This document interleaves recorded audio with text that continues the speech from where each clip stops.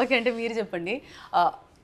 జనరల్‌గా మూవీలో అంటే ఏదైనా సీరీస్ నుంచి అంటే మూవీస్‌కి టర్న్ అయినప్పుడు డైరెక్టర్‌ని బట్టి కానీ, అందులో ఆర్టిస్ట్‌ల బట్టి కానీ, లేదా స్టోరీ బట్టి అంటే కొత్తగా అంటే అప్పటికి ఏం కొద్దిగా ఐడియా ఉండి పోయినప్పుడు కొన్ని చూస్తాం. మీరేం చూసారు అలా? అంటే జనరల్‌గా అంటూ ఉంటారు లైక్ ఒక రా సబ్స్టెన్స్‌ని డైరెక్టర్‌కి ఇస్తే అది ప్రాపర్‌గా ఒక షేప్‌కి తీసుకొచ్చి అవుట్‌పుట్ డెలివర్ చేయగలుగుతారు అని. మీరు అన్నట్టుగా యూట్యూబ్ నుంచి సడన్ స్విచ్ మూవీస్‌కి ఉన్నప్పుడు మేబీ ఎంత చెయ్యాలి, ఎంతగా చేయకపోవచ్చు అన్నది నాకు ఐడియా ఉండకపోవచ్చు.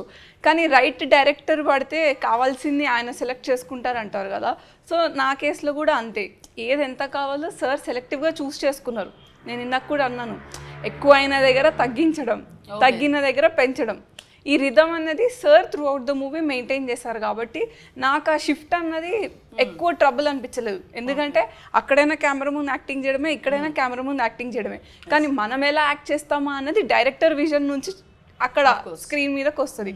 సో ఈ మూవీలో డైరెక్టర్ నన్ను ఎలా చూపించాలి అన్న దాన్ని బట్టి నా యాక్టింగ్ మారిపోయింది. ఓకే, అలా అయిందనమాట.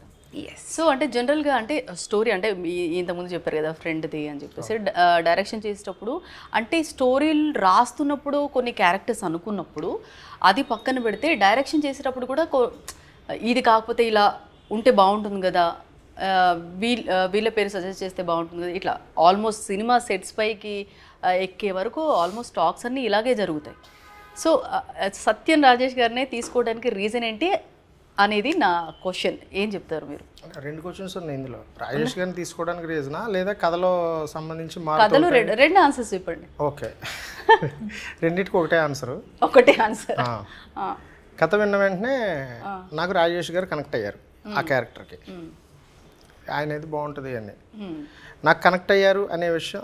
కనెక్ట్ అయ్యారు వెంటనే నేను ఆయనకి కాల్ చేశాను, కలుద్దామన్నారు, కలిశాను. ఇక కాల్ చేసి కలిసే ప్రాసెస్లో నా ఫ్రెండ్ రైటర్ ఎవరైతే ఉన్నాడో అతనికి చెప్పాను, రాజేష్ ఈ క్యారెక్టర్ మన సినిమా హీరో అంటే.